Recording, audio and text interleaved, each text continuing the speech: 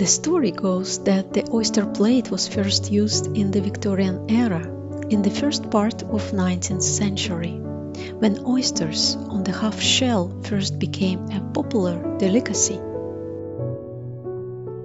European porcelain companies quickly responded to this trend by creating beautifully decorated oyster plates, often hand-painted. These plates became an essential part of Victorian dinnerware sets. The set could not be counted complete without oyster plates.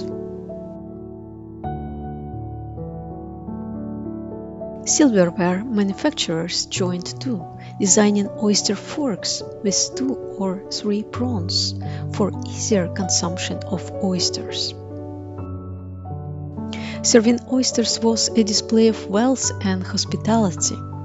Initially, only the aristocracy could afford such extravagant tableware. Over time, the middle class also began serving oysters at their tables for special occasions. As demand grew, porcelain manufacturers began producing oyster plates in a variety of styles and prices, making them more accessible. This is how the oyster plate became a regular feature in tableware collections.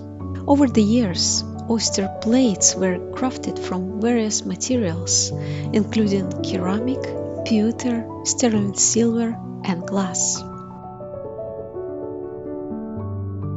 There are different designs of oyster plates.